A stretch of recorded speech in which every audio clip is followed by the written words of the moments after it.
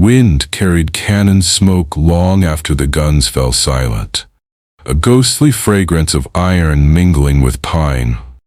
At the ragged edge of a defeated column, a lone infantryman named Marius pressed his back to a frost-bitten oak and tasted the grit of retreat on his tongue.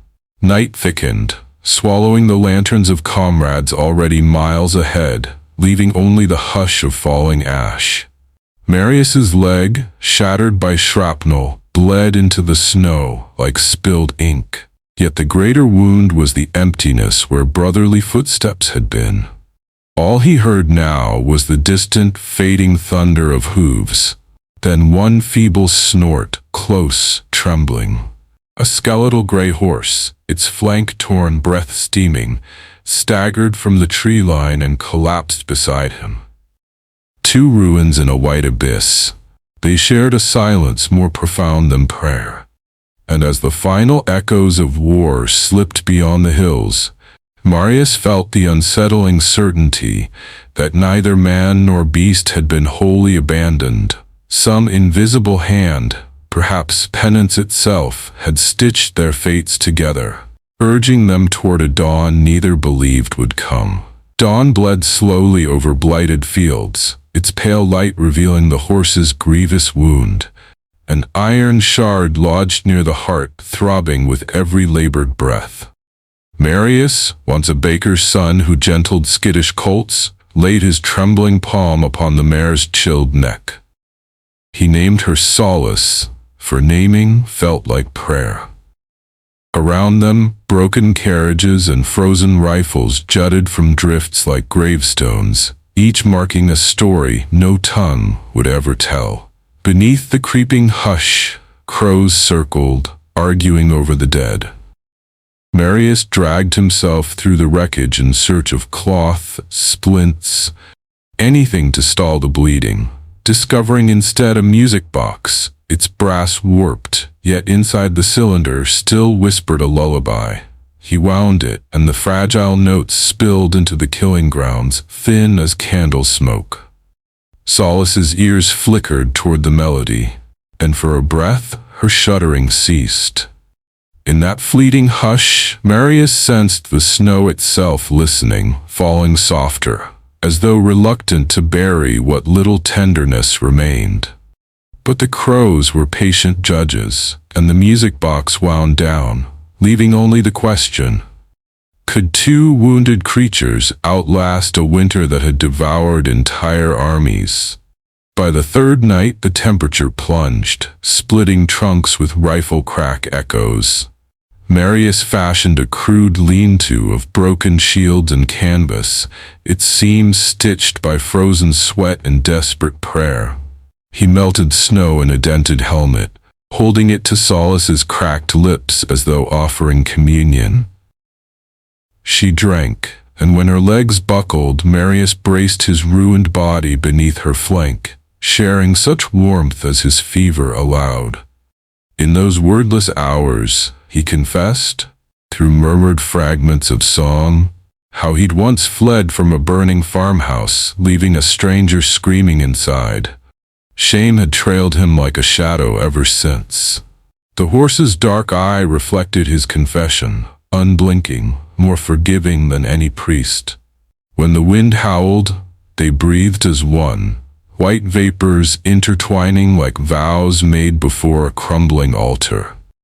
If dawn claimed her first, he promised to stagger after the retreating army and tell them she had carried him home. And if he failed, he begged that her spirit haunt his footsteps, a constant reminder that courage is sometimes nothing more than enduring beside another soul's suffering. A hush of hoofbeats reached them, a foraging patrol from the enemy's rear guard. Lanterns swung like captive suns, casting Solace's gray coat in spectral gold. Marius, heart-hammering, pressed his cheek to the mare's trembling flank. He could surrender and perhaps live, but every tale he'd heard spoke of prisoners marched barefoot into oblivion. Instead, he snapped a branch, splinted his own leg, and heaved himself astride Solace's bony back. Pain flashed white, yet the mare lurched forward, driven less by strength than by the mutual fear of leaving the other behind. Lantern light wavered through falling snow. A young enemy soldier shouted, leveling his musket, only to lower it when he saw rider and horse, more corpse than threat, pass beneath the skeletal pines. In that soldier's wide eyes, Marius glimpsed the boy he had been, quaking yet unwilling to carve one more ghost into the night. The patrol moved on. Mercy, small and nameless, padded quietly over blood-stained snow, and Marius wondered how many wars were tilted by such silent footfalls no historian would ever write. At dusk, they reached a half-frozen river, whose black water hissed around jagged ice. Across its breadth flickered torches of their retreating comrades, almost close enough for voices, yet a cruel eternity away. Solace's legs quivered, and Marius feared the cold would claim her before sunrise. He slid from the saddle, collapsing beside her, whispering a lullaby once sung in his mother's kitchen. The river's current answered with a mournful chant, carrying shards of moonlight like splintered shields downstream. Marius recalled tales of soldiers baptized in rivers, emerging cleansed. But this water bore no promises, only the bitter memory of bridges burned behind fleeing armies. He tore the lining from his coat, binding Solace's wound anew, his fingers numb and purple. "If I cannot walk across, I will float beside you," he vowed, though ice already gathered at the river's fringe like silent onlookers. And as night deepened, Marius stared into the currents that refused to mirror them, knowing some reflections are too broken even for water to hold. Snow fell thick as feathers, muffling the world until even the river lost its voice. Marius, fevered and delirious, fashioned a crude raft of driftwood lashed with torn reins. He coaxed Solace onto the fragile platform, then pushed them both into the icy black.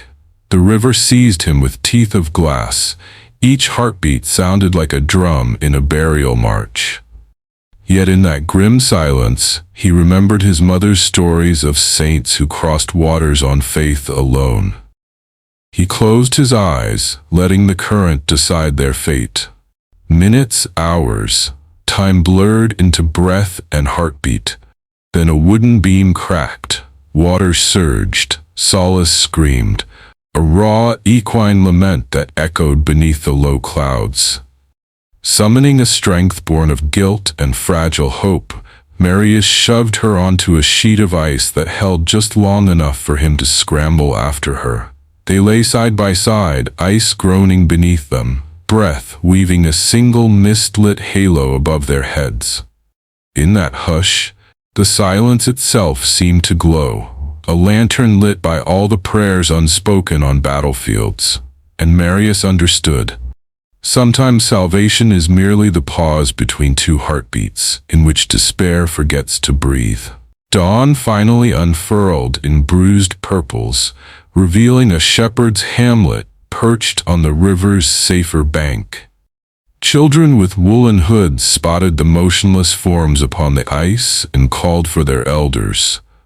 Rough arms lifted man and horse, bearing them into the warmth of a smoke-sweet barn.